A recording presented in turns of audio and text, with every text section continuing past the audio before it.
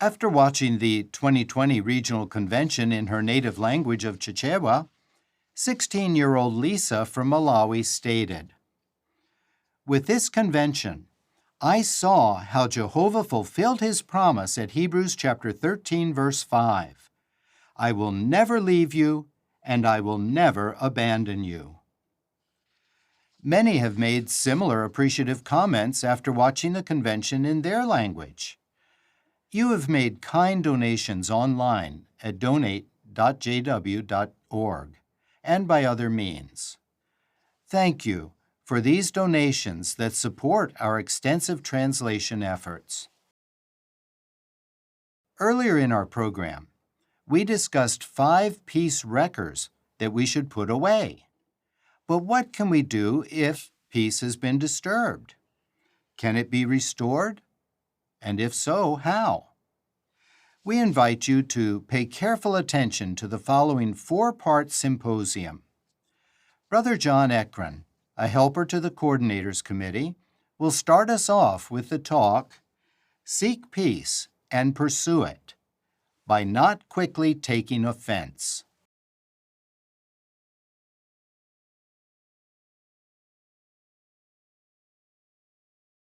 The title of this series of 4 talks is Seek Peace and Pursue It, and it's based on 1 Peter chapter 3 and verse 11. Let's read that together. 1 Peter chapter 3 and verse 11. Let him turn away from what is bad and do what is good. Let him seek peace and pursue it. Yes, we have to pursue peace, and pursuit requires effort. Have you ever had to chase a piece of paper that was in your hands and got blown away by the wind? And just when you get to it, the wind blows it away again and again. It can really take quite some effort to retrieve and get that paper back in your hands. Just standing there and watching the paper blow further and further away is not going to get it back. Well, peace can be a lot like that paper. At some point, it can get blown away, and we have to then chase or pursue it to get that peace back again. This series of talks will help us to pursue peace in 4 ways: by not quickly taking offense, by apologizing, by forgiving freely, and by using our gift of speech wisely. Let's consider our first way to pursue peace: avoid quickly taking offense. Now, because we are imperfect, we might misjudge others and quickly take offense. Notice that we say quickly take offense. That's an important word. We need to avoid jumping to conclusions quickly before we actually have the facts. Even faithful men like Jesus' apostles have taken offense too quickly. You may recall the time that Jesus and his apostles, they were looking for lodging in a Samaritan village. Now, the Samaritans in that village rudely denied them lodging. At Luke chapter 9, verses 54 through 56, the apostles, James and John, say to Jesus, "Lord, do you want us to call fire down from heaven and annihilate them?" But Jesus rebukes them for their rash and rather violent suggestion. Think of the serious consequences had Jesus yielded to the violent temper of James and John. The Samaritans could have become prejudiced against the kingdom message. Instead, Jesus pursues a peaceful solution. The account says they simply went to a different village.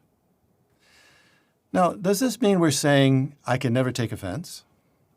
No, you may have a legitimate cause for complaint. The key point is that we should not quickly draw conclusions before we hear all the facts. Proverbs chapter 18 and verse 13 says, "When anyone replies to a matter before he hears the facts, it is foolish and humiliating." In the following dramatization, note what helps one sister to overlook an offense. And I expected more from you. Hayley, what are you talking about? Gossiping. about my posts? Are you that lonely that you've got nothing better to do? Hayley? Wait, please. I don't know what's happening. Did you talk to Emily about my posts? Yes, we did. So you gossiped about me? No, I looked up to you. I would You're supposed to be the mature one, and you're just like Emily, busy running your mouth. Hayley! Look, I can see you're upset. But trust me, this is a huge misunderstanding. I love you. I would never, ever say anything behind your back. So please, calm down.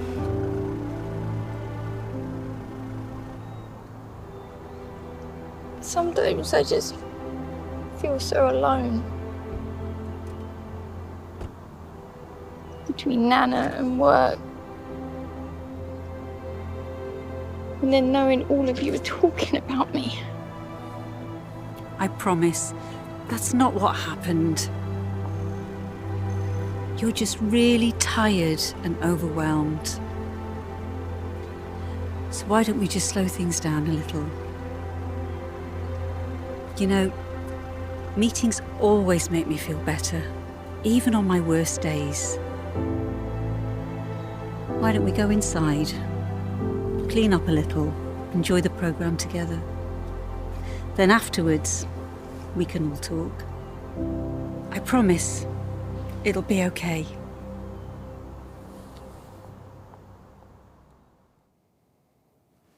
Hayley really was upset. She'd already concluded that she was being gossiped about by everyone. If we find ourselves like Hayley feeling offended, how can we avoid quickly taking offense? Well, we must stop and think. Let's read Ecclesiastes chapter 7 and verse 9 for some very good advice in these situations. Ecclesiastes chapter 7 and verse 9. Do not be quick to take offense, for the taking of offense lodges in the bosom of fools. Like Celia said in the parking lot to Hayley, please calm down. So in those situations, we need to think about what you know and just as importantly, what you don't know. Now, you know what you were told happened, but what was really said?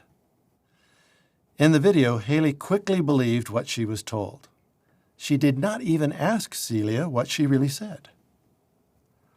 Or you may know what was said, but do you know what was really meant by it? Hayley asked, did you talk about my posts? And Celia said yes, and immediately Hayley assumed the worst. Or perhaps we misjudged the person who hurt us. Hayley misjudged Celia on the spot by saying, you're just as bad as Emily. She had not even heard from Celia yet. Hayley said to Celia she was the mature one, the one she looked up to, and yet she was quick to believe the worst about her? Hayley had not stopped and really thought about what she was thinking and saying. Perhaps she was having a hard day. Well, Celia really set a fine example for us. Even though Hayley spoke harshly to her, Celia was calm and listened to Hayley. As Hayley explained how she was feeling lonely, dealing and caring for her grandmother, you can see the love and concern that Celia had for Hayley, even though just moments before she had spoken really harshly to her. Well, besides taking time to think things through, we also need to remember that it is Jehovah's opinion of us that matters the most. Now, that's an important point, especially when we deal with misunderstandings or false accusations. Think about it. Jehovah is an eyewitness to everything. To illustrate that, I want you to imagine you had a traffic accident. Now, you were just sitting at the stop sign, but another car ran straight into you. The police come, and the person that ran into you says that you ran into them. And the police believed them. You take the matter to court. The judge listens as the other person says that you ran into them. However, before you can say anything, the judge says, "No, that is not what happened. I was there walking on the sidewalk across the street that day, and I saw the whole thing." While it's extremely unlikely that you can go to court and expect the judge for your case to have been an eyewitness, this does illustrate, though, the peace of mind that we can have knowing that Jehovah is an eyewitness to all that happens. So when falsely accused, or we have a misunderstanding that we cannot seem to clear up, it is of great comfort for us to know that Jehovah was there that day and saw the whole thing. We don't need to take offense at every negative thing that is said or done around us, or feel we have to defend ourselves as right on every occasion. We would surely wear out emotionally and probably not have very many friends. We should be willing to overlook minor transgressions. Let's look at Proverbs chapter 19 and verse 11. Proverbs chapter 19 and verse 11. What can help us? The insight of a man certainly slows down his anger, and it is beauty on his part to overlook an offense. So can you overlook an offense? As the proverb said, that is beauty on our part. If not, and you have a serious cause for complaint, handle matters according to Jehovah's direction. Show insight. Slow down any anger. Think carefully and listen patiently to make sure you clearly have all the facts before you become offended or take action. Remember that piece of paper that you had in your hands and got blown away by the wind? What if it was a $100 bill? Well, you would make every effort to pursue it and get it back because it's valuable. Our peace with our brothers is far more valuable than paper money. When our peace with our brothers or sisters is blown away by misunderstandings, mistakes, or sin, then you should pursue peace. Try hard to get it back. Yes, we glorify God and promote peace when we avoid quickly taking offense. Brother Ralph Walls, a helper to the Personnel Committee, will now present the next talk of this symposium, Seek Peace and Pursue It by Apologizing.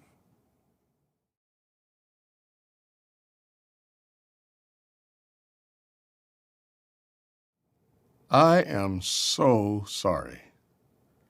It's my fault. Please forgive me. No matter how we phrase it, it can be difficult to apologize. Why is that so challenging? There are many reasons. We may fear confrontation, blame, or rejection. Perhaps we feel embarrassed and we're too proud to apologize. We may reason, apologizing will not undo the blunder I've already made. And it may even be that we are angry. This is such a matter of concern that in July 2000, the California State Legislature in the United States passed a bill designed to relieve people of liability if they express sympathy to an individual who was injured in an accident in which they themselves were involved. It was noted that people often hesitate to extend an apology out of concern that it could be construed in court as an admission of guilt. The Bible provides an account of a faithful servant, the Apostle Paul, who was a good example of one who apologized. The account is in the book of Acts, chapter 23. The setting: a Roman military officer wanted to know why Paul was being accused by the Jews. So he brought Paul to the Jewish chief priests and commanded the Sanhedrin, the high court, to assemble. As we read Acts chapter 23, verses 1 through 5 together, we can't help but be impressed by Paul's boldness as he stands for what is right. But at the same time, Please take note of his humility. Acts 23.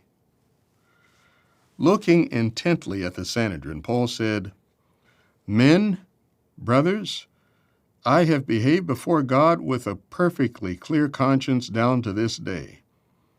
At this, the high priest Ananias ordered those standing by him to strike him on the mouth.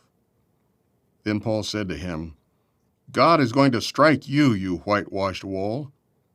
Do you sit to judge me according to the law, and at the same time violate the law by commanding me to be struck?" Those standing by said, "Are you insulting the high priest of God?" And Paul said, "Brothers, I did not know he was high priest. For it is written, 'You must not speak injuriously of a ruler of your people.'" Paul immediately admitted his error. What he had said, that the one appointed as judge should not resort to violence, was right. Yet he apologized. In the following dramatization, we will see an older sister applying the inspired words of Titus chapter 2, verses 3 through 5, in order to advise younger sisters to be sound in mind. We will also observe how one of the younger sisters avoids further problems and pursues peace by humbly apologizing.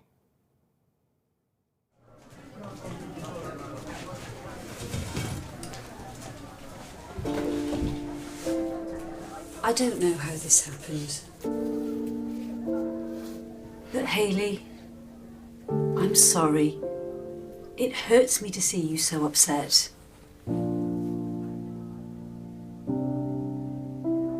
I can't believe you two. First, what you heard was not what I said. Well, I thought that's how you felt. And even if I got that part wrong, all this drama... Now stop. Come on, girls. Hayley, come closer.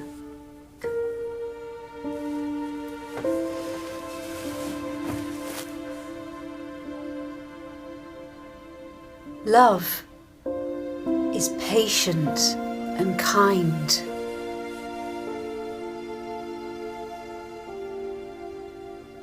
It's not jealous.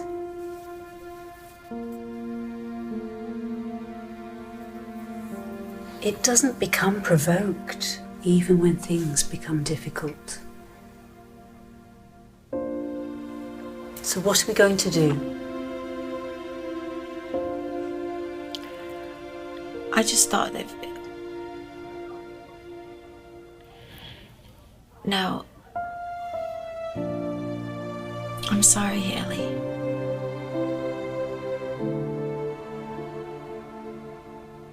I'm sorry.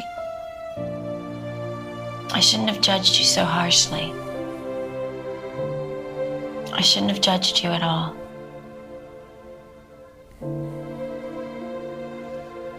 And I'm sorry for dragging you into this by twisting what you said.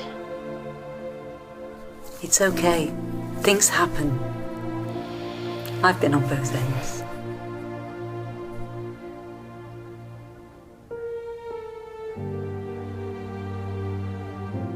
I should never have spoken that way to you, Celia. I mean, to either of you.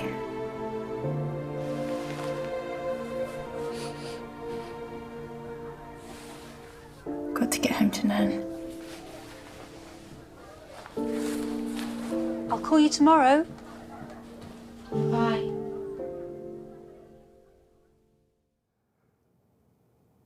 The older sister apologized, even though she was not in the wrong. She also urged the two younger sisters to make peace. It takes courage, humility, and determination to apologize.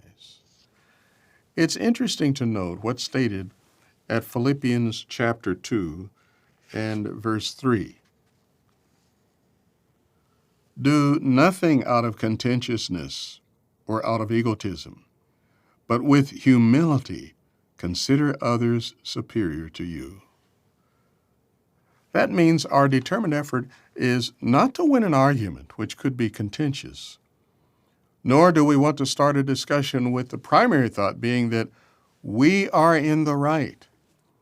That could mean that we are self-concerned or egotistical. Rather, in harmony with the principle of that scripture, we want to act with humility. Our aim should be to pursue peace. Even if we think the other person is being unreasonable, we apologize. Why is it so important to do so? Because that is what makes our worship to Jehovah acceptable. At Matthew chapter 5, verses 23 and 24, Jesus makes it very clear. If then you are bringing your gift to the altar, and there you remember that your brother has something against you, leave your gift there in front of the altar and go away. First, make your peace with your brother, and then come back and offer your gift. One Bible scholar describes the scene this way. The worshiper has entered the temple. He has passed through its series of courts, the court of the Gentiles, the court of the women, the court of the men. Beyond that, there lay the court of the priests, into which the layman could not go. The worshiper is standing at the rail, ready to hand over his living animal to the priest. At that critical moment, the worshiper remembers that his brother has something against him. What is he to do? Leave your gift there in front of the altar, Jesus explains, and go away. What does Jesus say is more important than offering up a sacrifice? First, make peace with your brother. Then, when you have come back, offer up your gift. The expression rendered, make your peace, means to reconcile. Jesus' words teach a crucial lesson. Reconciliation or peace comes before sacrifice. The way we treat fellow worshipers has a direct bearing on our relationship with God. 1 John 4 and verse 20 pointedly says, "For the one who does not love his brother whom he has seen cannot love God whom he has not seen." If we find ourselves in a situation when we have offended a fellow worshiper, we want to apply Jesus' counsel. We want to take the initiative to approach our brother or sister. We may need to acknowledge their hurt feelings. We may also need to ask, what can I do to make amends? Often, a sincere apology is all that is needed. Although our worship today no longer includes animal sacrifices, what Jesus was teaching emphasizes that there is a connection between peace with our brother and acceptable worship to God. When two humans are at odds, there may be a measure of blame on both sides, since both are imperfect and prone to error. This usually calls for mutual concessions. Even if only the one apologizing is right, the issue is not so much who is right and who is wrong, but who will take the initiative to make peace. When the Apostle Paul heard that the Christians in Corinth were taking fellow servants of God to secular courts over personal differences, he said, "Why do you not rather let yourself be wronged? Why do you not rather let yourself be defrauded?" The principle is clear. Peace among fellow believers is more important than proving who is right and who is wrong. Keeping this in mind makes it easier to apologize for a wrong that someone thinks we've committed against him or her. A heartfelt apology can open the way to a constructive conversation. It can minimize problems and restore peace. Brother Lynette Myers, a helper to the writing committee, will now present the next talk of this symposium, Seek Peace and Pursue It by Forgiving Freely.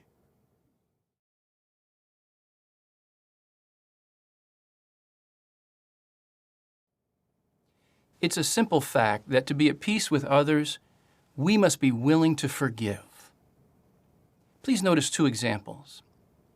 A father and his teenage daughter didn't get along. Minor disagreements often developed into shouting matches. Finally, the tension got so bad that the daughter was asked to leave the house. Eventually, she recognized that she was at fault and asked for her father's forgiveness. But instead of overlooking her mistakes, her father rejected her efforts. He was unwilling to extend forgiveness to his own daughter. Now let's contrast that with another example. A blameless man was condemned to die for a crime he didn't commit. Shortly before he died, the innocent man stated, "Father, forgive them, for they do not know what they are doing." Those words of Jesus are recorded at Luke chapter 23, verse 34. And he may have been referring to the Roman soldiers who drove the nails into his hands and feet and who didn't know who he really was. Or Jesus may have had in mind some in the crowd who demanded his execution but would later exercise faith in him. The point is that Jesus was willing to forgive freely. How do we measure up with regard to forgiveness?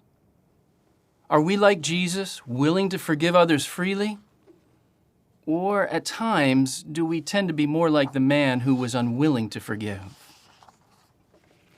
Granting forgiveness isn't always easy. Imperfection exerts a powerful influence over us, sometimes robbing us of compassion. When someone hurts us, we may become resentful or hold a grudge. And perhaps some of us were taught not to forgive others. Little wonder that cultivating a peaceful, forgiving spirit can be difficult. Still, the Bible encourages us to forgive freely. Let's consider another example of forgiveness in the man Job. Now, we're familiar with his trials, loss of his possessions and 10 children, a loathsome disease, and his wife told him to curse God and die. 3 companions heard about Job's calamities, and they agreed to go comfort him. Job chapter 2, verse 13 states that when they arrived, they sat with him for 7 days and 7 nights, but they didn't say a word to him.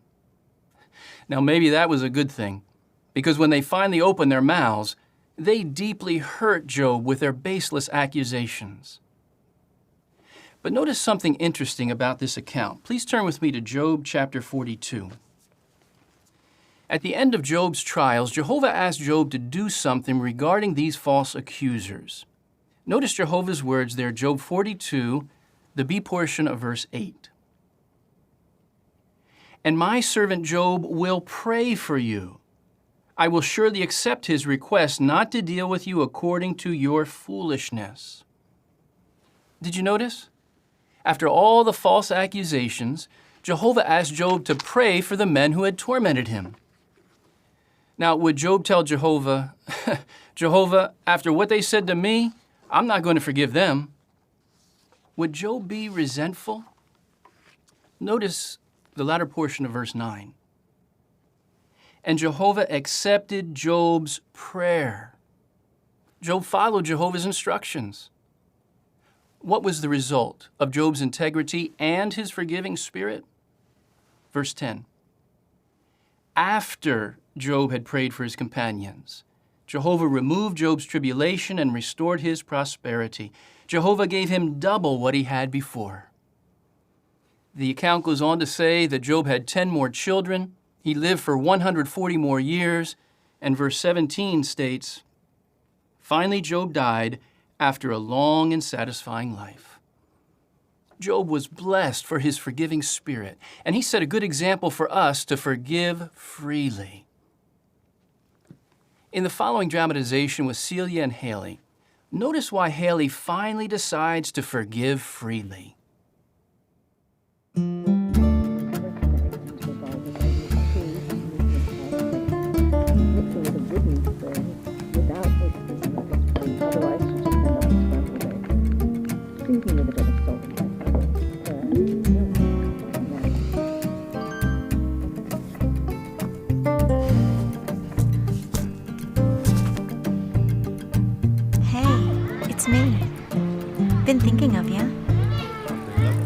great broadcast. How did you like the new original song? Give us a call.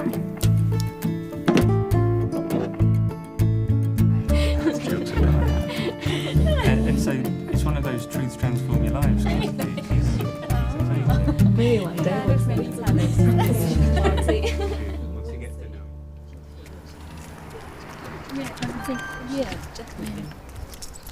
I wish you could give it a rest. Sorry? Oh, nothing. Sorry. It's just Emily for the millionth time. What's the problem, love? There's no problem. It's just... Difficult to let her back in.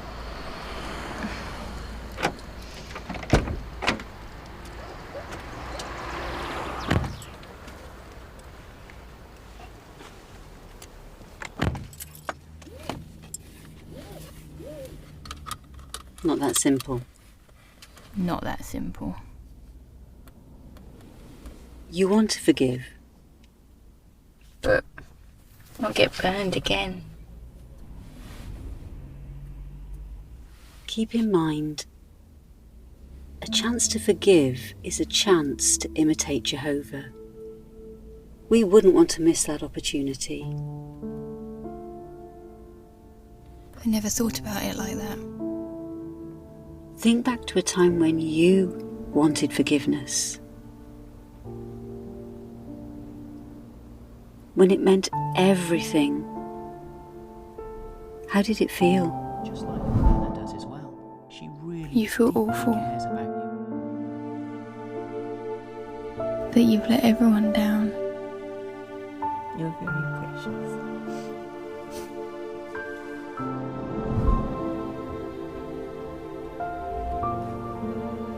And they forgive you. And suddenly everything's okay.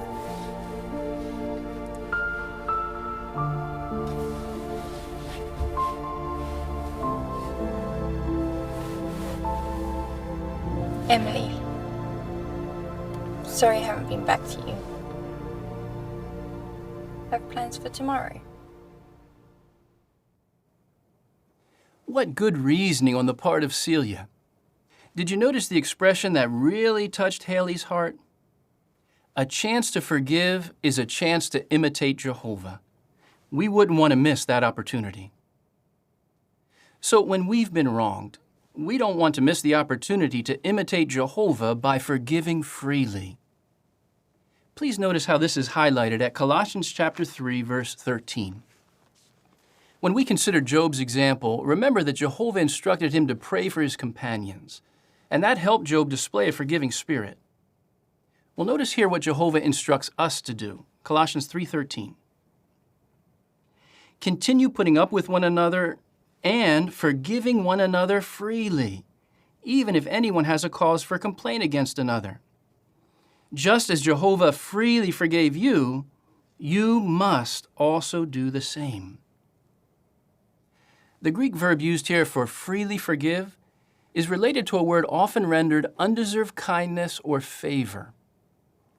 When used in the sense of forgiving, this verb conveys the idea of doing so freely, generously, just as when you, out of generosity, give a gift to someone. Jehovah requires that we freely forgive others in imitation of Him. Did you notice the end of the verse? You must also do the same. Now, if the offense is minor, it's best to overlook it. 1 Corinthians chapter 13, verse 5 states that love does not keep account of the injury. And Proverbs 19, verse 11 tells us that it is beauty to overlook an offense. However, if we feel that we need to talk to our brother or a sister about an offense that was committed against us, what's the best way to handle that? First, we should ask Jehovah in prayer for His guidance. Then, with the brother's good qualities in mind, graciously tell him that we want to make peace. Listen carefully and empathetically. We shouldn't interrupt, even if we don't agree with everything being said. It may be that his viewpoint is wrong, but it is his viewpoint. Then, when it's our turn to speak, we want to be gracious. Tell the brother what we appreciate about him. Apologize for any part that we played in the misunderstanding. If our humble efforts result in good, thank Jehovah. If they don't, keep asking Jehovah for guidance while we look for another opportunity to make peace. When we truly forgive, we make a heartfelt decision to let go of resentment, and what peace that can bring us. Now, forgiving doesn't mean that we approve of a wrong action, consider it unimportant, or pretend it didn't happen. Also, if we've been treated unjustly and have a cause for complaint, we do what we can to pursue peace and resolve the matter, and then we confidently leave it in Jehovah's hands. Brothers and sisters, what will you take away from this consideration? I'm sure you'll agree that it can be a challenge at times to forgive. But rather than be like the man we spoke of earlier, who refused to forgive his own daughter, may we follow the examples of Jehovah, Jesus, Job, and Haley by forgiving freely, generously. Remember, a chance to forgive is a chance to imitate Jehovah, and we wouldn't want to miss that opportunity. May all of us pursue peace by being willing to forgive freely. Brother Garrett Loesch, a member of the governing body, will now present the final talk of this symposium. Seek peace and pursue it by using our gift of speech wisely.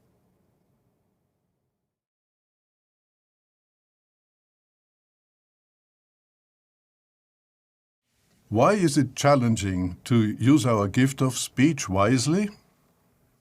Because something powerful constantly works against us.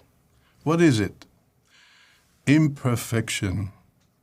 The tongue is powerful. It can do much good, but because of imperfection, it can also cause much harm. This thought is well expressed in the Bible book of Proverbs. For example, Proverbs 12:18 says, "Thoughtless speech is like the stabs of a sword, but the tongue of the wise is a healing." And Proverbs 18:21 states, "Death and life are in the power of the tongue. Those who love to use it will eat its fruitage."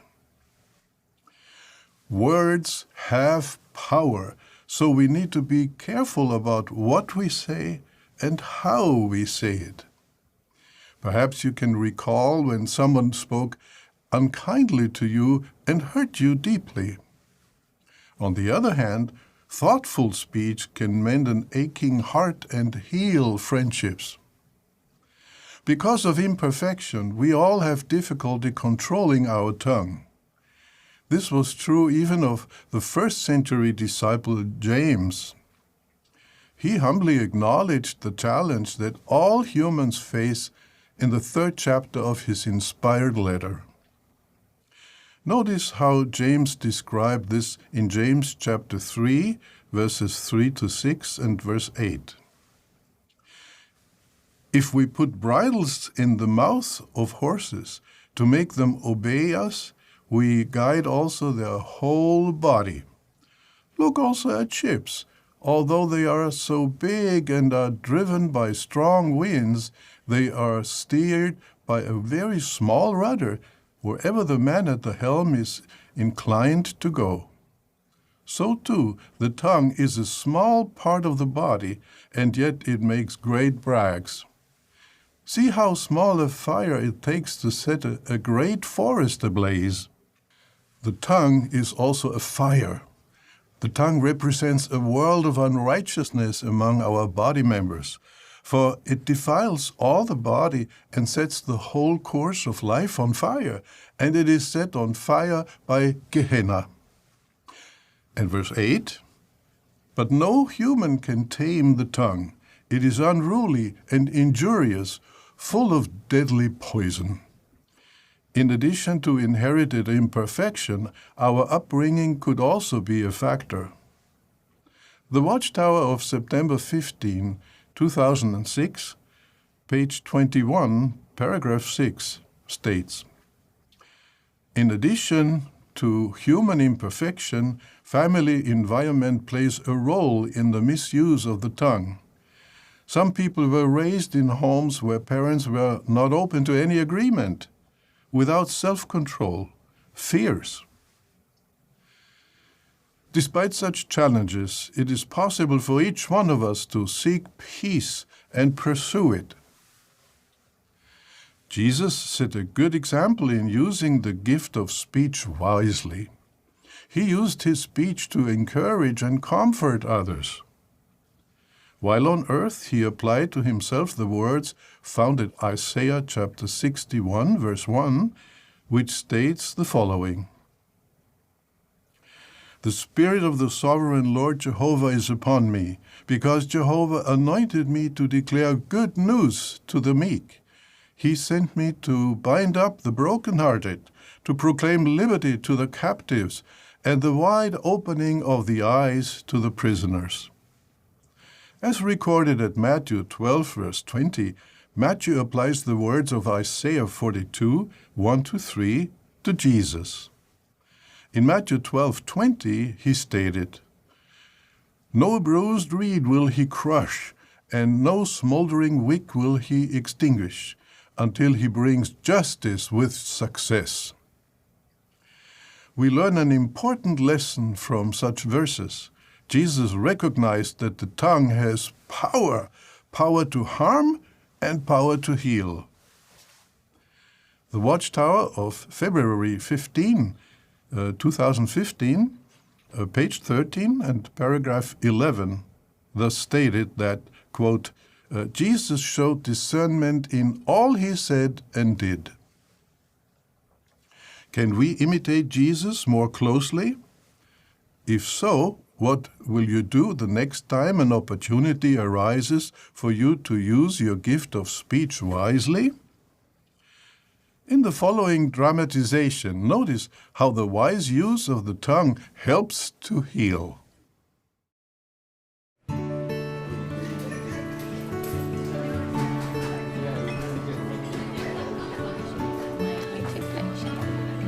Wow, I don't know, but I love what you did with your new stuff, especially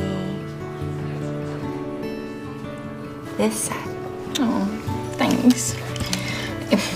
You've all given me so many great ideas. Yeah, but you make them. Yeah. Okay, girls?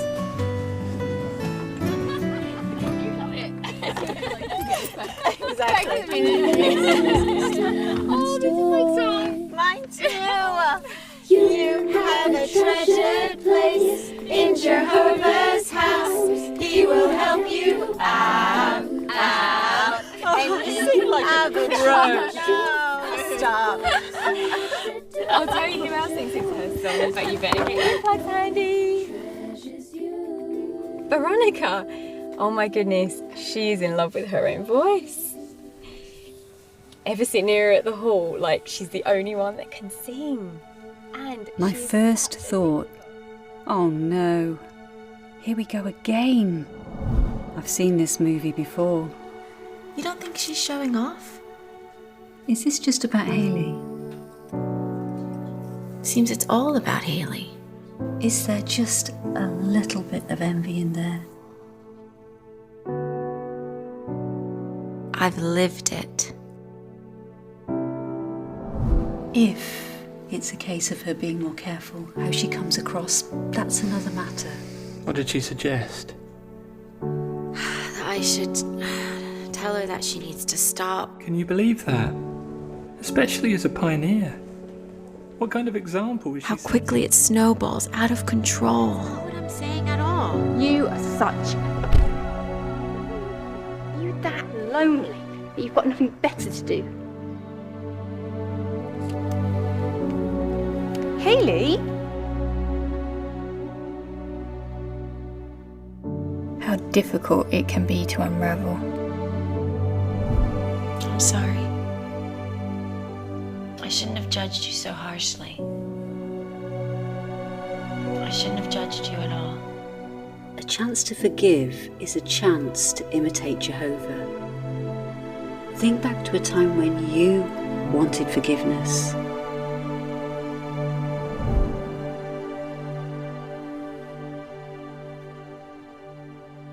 Has anyone ever tried talking to her about her singing? You know what I love about Veronica?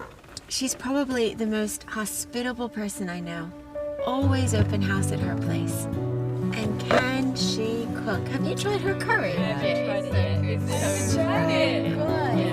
really look forward to that. Yeah. I love that.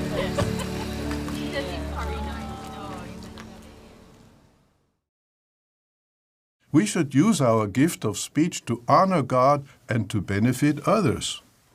And if somebody gets angry at us, our mild reply can diffuse the situation. As Proverbs 15:1 says, a mild answer turns away rage, but a harsh word stirs up anger. We can also use our gift of speech to console and encourage others. 1 Thessalonians 5:11 and 14 states, "Therefore, keep encouraging one another and building one another up, just as you are in fact doing. On the other hand, we urge you, brothers, to warn the disorderly, speak consolingly to those who are depressed, support the weak, be patient toward all." Yes, even faithful servants of Jehovah may at times struggle with depression. How can we help such ones? Offer specific, genuine commendation to help them see their own value in Jehovah's eyes. Share with them the powerful words of Bible texts showing that Jehovah truly cares about and loves those who are broken at heart and crushed in spirit. We can also use the power of our tongue to provide much-needed encouragement to others. Has a fellow believer lost a loved one in death? Sympathetic words expressing our care and concern can comfort a grieving heart. Is an elderly brother or sister feeling unneeded? A thoughtful tongue can reassure older ones that they are valued and appreciated. Is someone struggling with a chronic illness?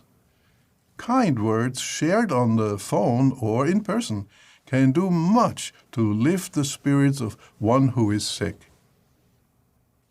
How pleased our Creator must be when we use the power of speech to utter sayings that are good for building up. We may not be able to fix their problems, but we can let them know that we love them and we care about them. For example, you can arrange to spend time with him or her. Additionally, we can use God's Word to strengthen them. Or you may notice that someone in the congregation is discouraged or depressed. You could read an encouraging Bible verse and even offer to say a prayer. Reassure such ones that their brothers and sisters in the congregation love them. And speak in a way that shows that you really mean and believe what you say. This symposium has given each one of us much to think about, has it not? We have been reminded that seeking peace is not always easy. We have also learned that pursuit of peace requires effort. In what specific ways are you resolved to seek peace and pursue it in the days ahead? May we all continue to pursue peace. 1, by not quickly taking offense. 2, by apologizing. 3, by forgiving freely. And 4, by using our gift of speech wisely to encourage and comfort others. And may Jehovah, the God of peace, bless you abundantly for doing so. Thank you, brothers, for reminding us that the peace we enjoy does not happen by chance.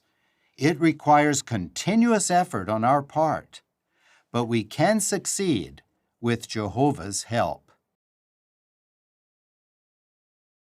We have now come to the concluding talk of this session. True Christians come from a variety of backgrounds and cultures. Individual consciences differ. How can we remain united despite these differences? Please give your attention to Brother David Splain, a member of the governing body, as he delivers the talk entitled, Safeguard Our Uniting Bond of Peace.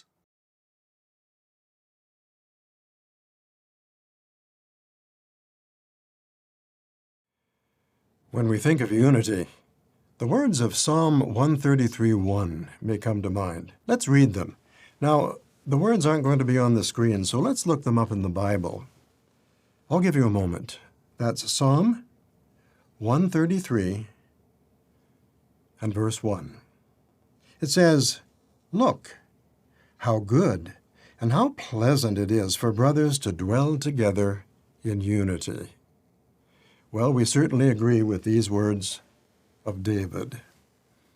Now, speaking of David, he knew the value of unity. We may remember that he didn't always get to experience it in his own life. The beginning and the end of his reign were marked by civil war, the very opposite of unity. But you'd think it would have been easy for the Israelites to remain united. After all, they came from the same roots. They were all children of Abraham. They spoke a common language, Hebrew. And they came from a similar social background.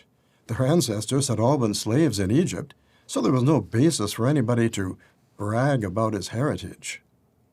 Still, the Israelites found reasons to hate one another. Israel's first king was from Benjamin. Its second king was from Judah. That was reason enough to start a war in Israel. Let's fast forward now to the first century. Unity is so important that it was on Jesus' mind on the night before he died. You remember, he prayed to his Father that his disciples might be one, just as he and the Father are one.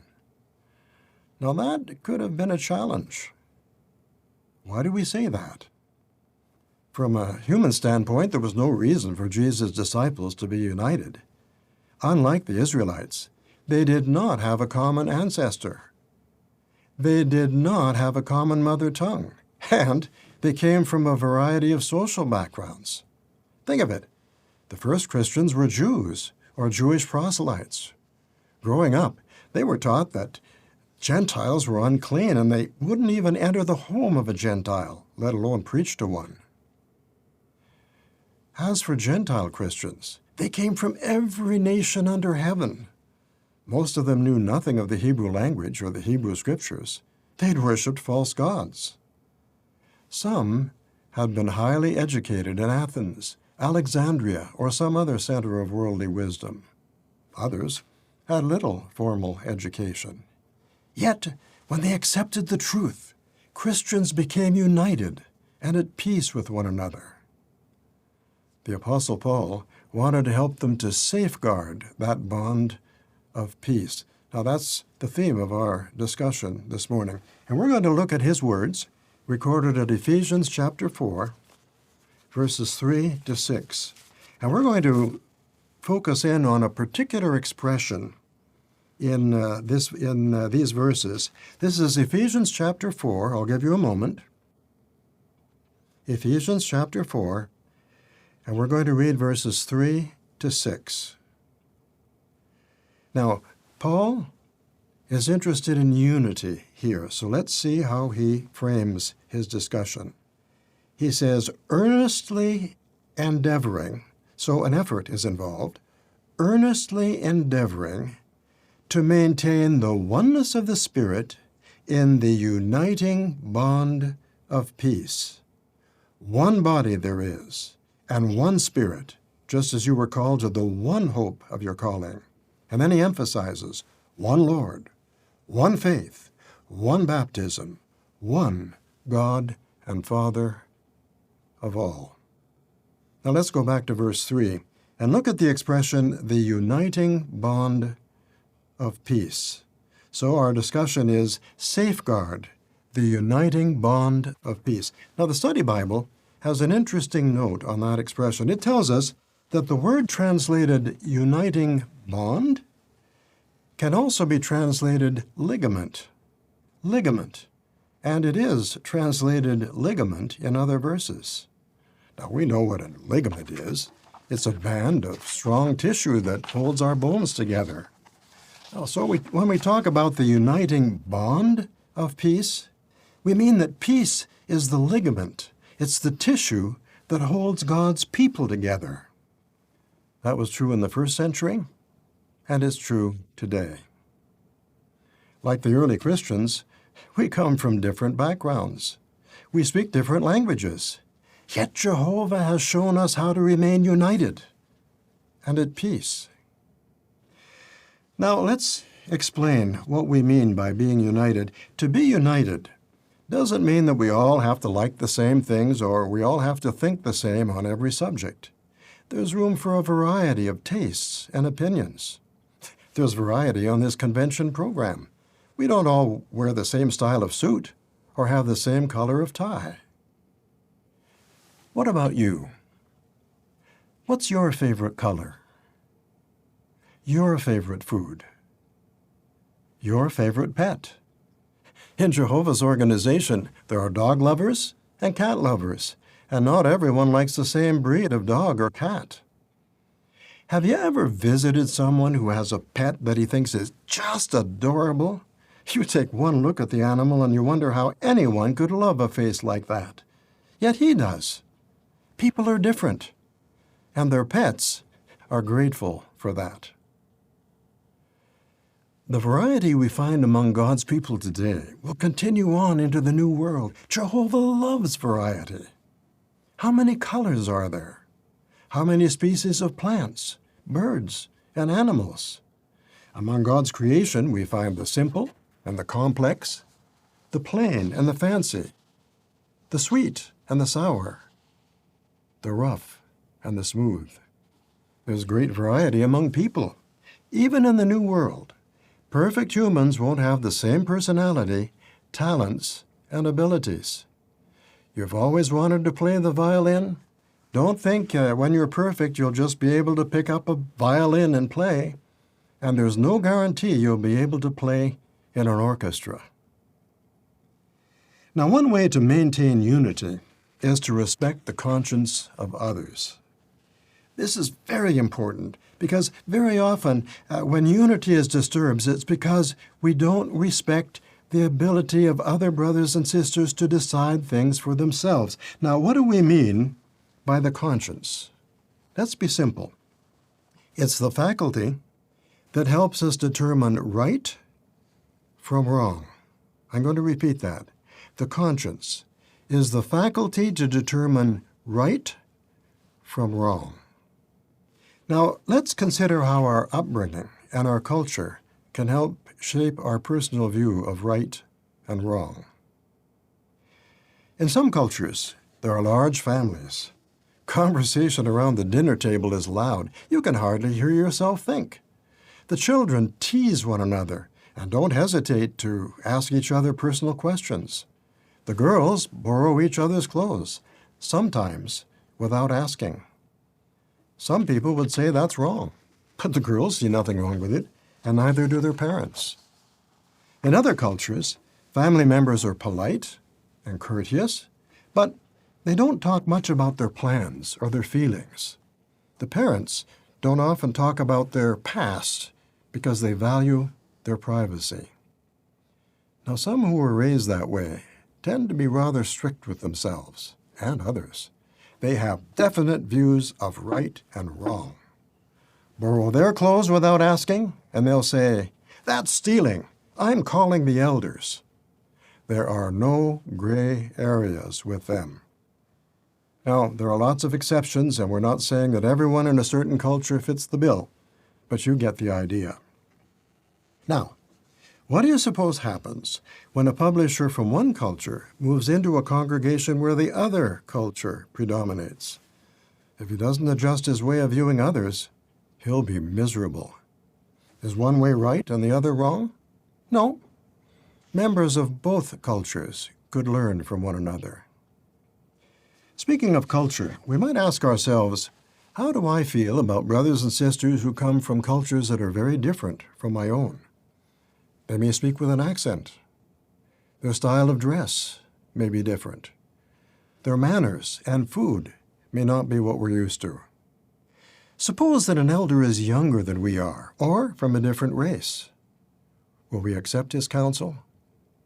Will we ask him for counsel? Or will we look for an elder who's older and from a similar background? Will we celebrate our differences, or will we allow them to disturb our unity? So that's one thing. But let's talk about our personal history. Our personal history can also affect our view of right and wrong. Some grew up in a household where alcohol was a problem. Home was not a happy place, and as adults, they stay as far away from alcohol as they can, and they take a dim view of anyone who uses it, even in moderation. To them, it's just plain wrong to drink. Others have only good memories of their childhood home. At supper time, there was always wine on the table, but nobody ever abused it. A person who left behind an immoral lifestyle might be extremely sensitive about choices of clothing. He may be troubled by a clothing style that other brothers and sisters find totally acceptable. If they're not careful, those who tend to be strict with themselves could impose their conscience on others. Now let's consider a familiar scenario. 4 publishers are working rural territory in a car group. Now each home is separated from the next by many miles or kilometers. At the first call, the driver and her companion get out and the other sisters stay in the car. They have no choice. There's no place to go. Now the householder has many questions, and a Bible study is started. It's noon when the 2 publishers return to the car. All smiles. You know what's coming next, don't you? One of the sisters in the back seat says, "Well, the 2 of us can't count any time this morning." What's she done? She's spoken for herself and for her companion, and unintentionally, she's imposed her own conscience on her friend. Now, if she doesn't want to count any time, that's her business. But it would be best if she kept her business to herself. If you've ever visited a foreign country and gone on a guided tour, probably one of the things the tour guide wanted to show you was the architecture inside a church. Now, some brothers have no problem entering a church if it's part of a tour, because to them, it's no different from visiting a museum. Others, who were strong supporters of false religion, couldn't enter a church for any reason, not even to attend a wedding or a funeral. To them, it's just plain wrong. Consciences can differ in this respect, and we have to respect that. We have to acknowledge that. And we're going to expand on that idea in a moment. Well, we've hardly scratched the surface when it comes to describing the variety of personalities and viewpoints in Jehovah's organization. So here's the question. How can we maintain our unity? Remember what Paul said? Earnestly endeavoring to maintain this perfect bond of unity. It means that we have to put forth effort to maintain that unity. Well, first of all, it'll help a lot to get well acquainted with brothers and sisters who think differently from us. Get to know their background. That'll help you not to overreact when they take a position that we don't agree with. It'll help us not to judge them. Now, Paul wrote very plainly on that subject in the words found at Romans chapter 14 and verse 4. Simple statement, but very powerful. Let's check it out together. Romans chapter 14, I'll give you a moment, and verse 4. Paul writes, "Who are you to judge the servant of another? To his own master he stands or falls. Indeed, he will be made to stand, for Jehovah can make him stand." Now let's go back and look at that first sentence again. Who are you to judge the servant of another? We know what a judge does. He declares someone guilty or not guilty. That's not our job. Jehovah is the judge. If each of us concentrates on his own thinking and his own conscience, the peace and unity of the congregation will be preserved. Well, we all want to be balanced when we determine what is right and what is wrong. We want to have a balanced view of things, a good conscience. So, how can we be balanced when determining whether something is right or wrong? Now, in some cases, it's easy. The Bible tells us. But in other cases, there's no clear answer. Let's consider a scenario we touched on earlier, the matter of entering a church. Now, that may not be a problem where you live, but in some places, it's a real issue. And remember, these talks are for our worldwide brotherhood, so we're going to consider a subject that will be a real problem for many to overcome, and we hope that they will benefit from it. So here's the scenario. 2 different sisters are married to men who are not in the truth. Now, in both cases, the husband's mother has died. The funeral will be in a church. One sister decides to go. The other decides against it.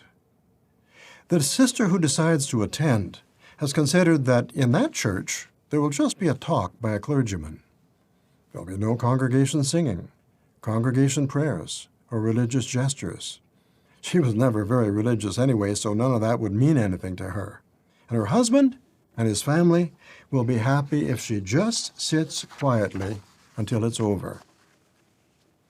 Now, the second sister has a different set of circumstances. The service in that church involves participation by the congregation. She used to be an active member of that church, and she's afraid she'll do something she'll regret. Her husband's family get very emotional at funerals, and they're likely to make a scene if she doesn't participate. So, she respectfully tells her husband that her attendance could cause him embarrassment and declines to attend. You can see that each situation is different. Now, we're going to discuss 4 questions that we might ask ourselves when we're called upon to make any difficult decision. And I will repeat the question, because if you're taking notes, you may want to write at least the question down. These are very, very good questions that we can ask ourselves before we make a difficult decision. Are you ready? Here's number 1. What will make Jehovah happy? I'll repeat that. What will make Jehovah happy? Now that should be our main concern, to please Jehovah. Well, how do we know what will make Jehovah happy? We identify the Bible principles that have a bearing on the situation. One way we can do that is by checking the index or the research guide. What are some scriptural principles a sister who's married to an unbeliever might consider when deciding whether to attend a funeral in a church? Can you think of some? What about 1 Peter 3, verse 1? Wives, be in subjection to your husbands. Jehovah is pleased when a Christian woman respects her husband, whether he's in the truth or not. But a wife's subjection is relative. She's dedicated to Jehovah, not to her husband. She's dedicated to Jehovah, not to her husband. So that's 1 Peter 3:1. What about Isaiah 52 and verse 11? Touch nothing unclean. Keep yourselves clean. Under the Mosaic law, if someone so much as touched something unclean, he became unclean. Many brothers and sisters would find it very hard to sit quietly while a clergyman told lies about the condition of the dead. To them, it would be touching something unclean. Others might compare that to a young person in school sitting quietly while his teacher tells lies about the origin of life. If someone does decide to attend a funeral in a church, he or she should be absolutely determined not to participate in any religious ritual, whether singing hymns or so much as saying amen to a prayer that a clergyman offers. Remember the goal: to please Jehovah. So, the first point was, what makes Jehovah happy? Number two, how might my choice affect others? Have you got that? How might my choice affect others? We would never want to stumble anyone. Even in a family matter, such as attending a wedding or a funeral in a church which we may consider as a personal matter, we need to weigh the effect our decision could have on others. It could affect them in one of two ways. Now, the first is the obvious way. In some areas, if a witness even entered a church, his brothers and sisters would lose respect for him. But there's a second way the witness could stumble someone. He might be able to attend the funeral and make no compromise. But suppose a new brother decided to follow his example when a family member died. The new brother could give in to family pressure and participate in idolatry. How tragic is that? The Apostle Paul never worshipped idols. So, when meat that had been offered to an idol went up for sale at a meat market, it probably didn't bother Paul's conscience to buy it, because he knew that an idol is nothing. But some of his brothers had worshipped those very idols before coming into the truth. They could have felt guilty about eating that meat. To them, it would be like having a communion meal with an idol. The feelings of his brothers were important to Paul. He was willing to sacrifice his own rights for the sake of his brothers. We'd never want to take the unloving view that if our brother is stumbled by what we do, it's too bad for him. On the other hand, if we're the type of person who is often stumbled by what others do, we need to ask Jehovah to help us gain a more balanced viewpoint. So far, we've discussed the need to make Jehovah happy and to consider the feelings of our brothers. What's next? Number 3. Have I asked for counsel? Have you got that? Have I asked for counsel? Now, maybe the elders haven't dealt with the exact situation we're facing, but they know a lot of people. They may know someone who has dealt with the situation before and seen how he handled it. Or they may know about the effect the decision had on others. For example, they might know how the congregation reacted the last time someone attended a wedding or a funeral in a church.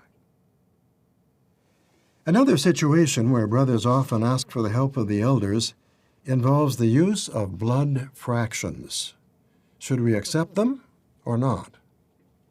The governing body has refused to impose its conscience on the brotherhood. What do we know? We know that the Bible says to abstain from blood. But as you divide it into fractions, and the fractions get tinier and tinier, at what point does blood stop being blood? Each one will have to decide that for himself.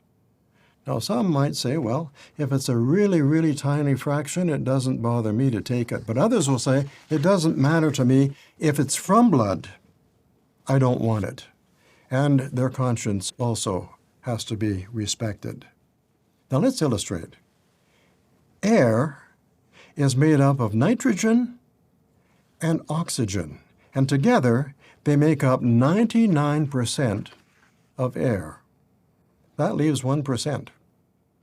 The 1% is made up of a variety of gases: carbon dioxide, hydrogen, neon, small fractions. When it comes to small fractions, elders need to be careful, though, not to insert their personal opinion into the discussion, such as by saying, I wouldn't take any of it. They should simply help the publisher to reason on the basic principles and let him make up his own mind. So, where are we? We make Jehovah happy. We consider the feelings of our brothers and sisters. We ask for counsel. Number 4. Did I take the time? Did I take the time to meditate prayerfully before making my decision? Did I take the time to meditate prayerfully before making my decision. Your goal is to make Jehovah happy. So you wouldn't want to make your decision hastily and then ask Jehovah to bless it. We should ask Jehovah for guidance first, rather than asking him to bless a decision we've already made. Have you ever heard someone say, "That doesn't bother my conscience"? We might ask, how did he come to that conclusion? Did he follow the 4 steps we just mentioned? Did he do research to learn what makes Jehovah happy? Did he think about how others might be affected? Did he ask for counsel? And did he meditate prayerfully on his decision? Or is he just following his feelings? Following your feelings isn't the same as following a Bible-trained conscience. I'm going to repeat that. Following your feelings is not the same as following a Bible-trained conscience. Our conscience needs to be trained in harmony with scriptural principles. Now, Paul's conscience didn't bother him a bit when he was persecuting Christians. He thought he was doing Jehovah a favor. But when he realized how Jehovah felt about it, he knew he had to change. We have to be sure that we're really getting Jehovah's thinking on matters. Remember Jeremiah 17 and verse 9. Simple expression, but so true. Jeremiah chapter 17 and verse 9. It says, "The heart is more treacherous than anything else, and is desperate. Who can know it?" The heart is treacherous. We might allow our emotions to get the better of us. For example, when a family member is disfellowshipped. If the person is living outside the home, we know that we should limit our association to necessary family business. Now, if the family was never very close, that might not be a problem. But suppose family ties are really strong. That can be a challenge. If we allow ourselves to be ruled by emotion rather than by scriptural principles, we could stretch the meaning of necessary family business to include almost any activity. The heart is treacherous. Asking ourselves the 4 questions we just mentioned can help us to make decisions based on godly principles rather than simply relying on our feelings. Now, let's see how mature Christians can apply these principles and how the elders can help. The following video interviews are about weddings and funerals, a touchy subject in many cultures, as you will see.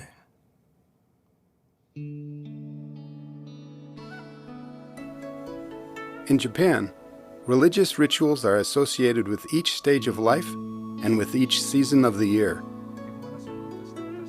As Jehovah's Witnesses, we want to keep the cleanliness and unity of the congregation.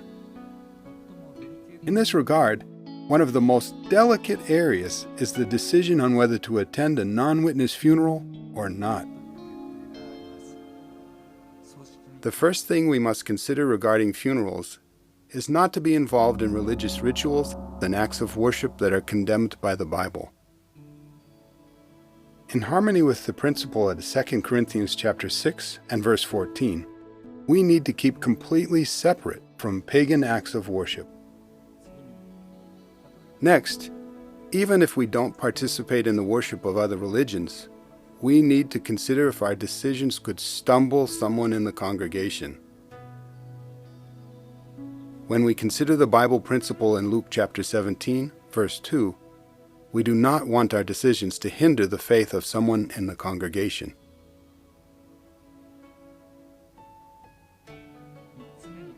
The third point to think about is our conscience.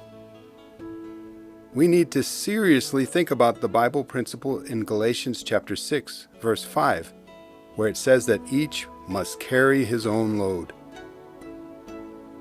This Bible principle also applies when elders want to support others. Of course, those in the congregation can ask the elders for support in issues related to funerals. However, in matters of conscience, elders cannot force decisions on others. So it would be wrong to make some kind of rule regarding attending non-witness funerals. If each person can make decisions based on Bible principles, we can have a truly peaceful and free atmosphere where each individual's differing situation is respected. This would really contribute to the unity of the congregation, and all can maintain a clean conscience and serve happily before Jehovah.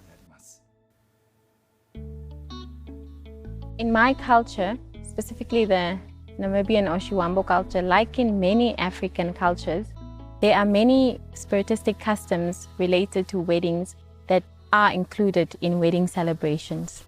Unfortunately, my family is not in the truth. So obviously for Ben and I, that was one of the main concerns. They don't understand our worship of Jehovah, and they don't understand that we apply Bible principles and not a tradition of men. We got engaged before the pandemic, but obviously now that our wedding was to be over video conferencing, it meant that we didn't have control over many things. We tried to imagine situations that could stumble our brothers or disrupt the unity in the congregation. We had to, in advance, think of Bible principles that would apply in our case. But particularly what we also found helpful was speaking to a mature elder. He gave us a principle in Proverbs 14, verse 15. He told us to be very careful when people say, "I will do this," or "I won't do this" at your wedding. Basically, it was up to us to make sure that the proceedings or things that happen at our wedding would be in order and in harmony with Bible principles. Another principle that came to mind was 1 Corinthians 10, verse 23. So obviously we knew that we had the right to do many things, but we were also very conscious of how our brothers would view our wedding. We didn't want anybody to be at our wedding and feel embarrassed or even stumble to be there. Now, looking back at our wedding, we look back with fond memories. So applying Bible principle doesn't restrict our fun. Also, it contributed to the unity among our brothers because all of us, those present, those who were invited, we were able to enjoy the wedding. You're not worried about, oh, did that thing offend anybody? So you're able to enjoy the day without any bad memories.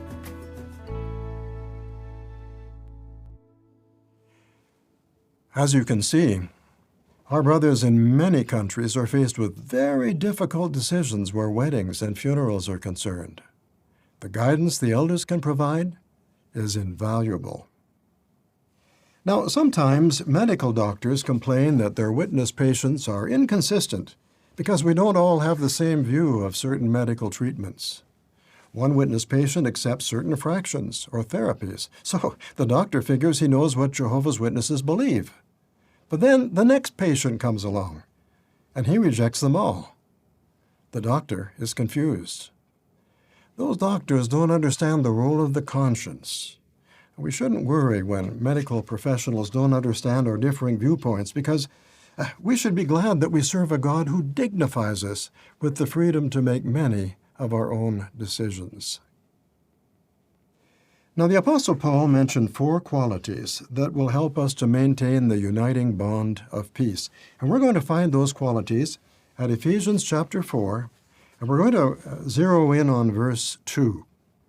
Let's turn to Ephesians chapter 4, and we're going to look at verse 2. Now, we read verses 3 to 6 earlier, and you know that Paul was concerned about unity. Unity is what he had on his mind. And now he's telling us that these 4 qualities are going to help us to maintain our unity, earnestly endeavoring. Remember what he said? Earnestly endeavoring to maintain the oneness of the Spirit. The work that we need to put into promoting unity. Verse 2, with all humility and mildness, with patience, putting up with one another in love. Isn't that beautiful? You notice the qualities? Humility, mildness, patience, and love. When we're humble, we recognize that our opinion isn't always the right one. Humility will also prevent us from trying to impose our conscience on others, as if Jehovah had appointed us to judge them. What about mildness? Mildness will help us to think about the effect our words might have on our brothers and sisters. We would never want to hurt them, even when we strongly disagree with them. And we should give them the benefit of the doubt. If someone says something that makes you mad, pray before you speak. Pray before you speak. Love covers a multitude of sins, which contributes to the peace of the congregation. And we deeply appreciate it when our brothers are patient with us. In turn, we need to be patient with them, because we're all at different stages of spiritual growth, and we have to acknowledge that. Well, we've talked about making Jehovah happy with our decisions. We can also please Jehovah when we work hard to promote peace in the congregation. And sometimes it does take an earnest endeavor. Sometimes we have to work hard at ensuring that the congregation is at peace. What about the elders? The elders take the lead in working together in unity. They should always speak with a united voice. If they don't, the congregation will sense that they're divided, and this will make the brothers and sisters uneasy. Any difference of opinion should be worked out in private while showing deep respect for one another. Just because someone disagrees with us doesn't make him a bad person. We have to understand that. And his difference of opinion may search us through. It may be something that we need to think about and consider. And we always consider that the other person may be right. What about us publishers? If we're having a hard time getting along with someone, rather than asking Jehovah to change him, we should ask Jehovah to mold us like the great potter he is. We should ask him to show us why he drew that person to the congregation. Remember what Jesus said, "No one comes to him unless the Father draws him." What does Jehovah see in that person that we aren't seeing? We each have a responsibility to contribute to the peace and unity of the congregation. May Jehovah bless us as we work toward that goal. Thank you, Brother Splain, for that motivating talk. We are determined to do our part to safeguard our uniting bond of peace. This session has provided such practical lessons. What can we look forward to in the next session? The scripture theme will be Romans chapter 15, verse 13, which says in part, "May the God who gives hope fill you with all joy and peace." The program will feature a 7-part symposium with Bible examples of those who sowed and reaped peace. We will also want to invite as many as possible to enjoy the public Bible discourse entitled, "Friendship with God, How Possible?" Now let's sing together song number 113, which draws attention to what it means to have godly peace. The song is entitled, "Our Possession of Peace." After the song, you may have your local concluding prayer. Again, that's song number 113.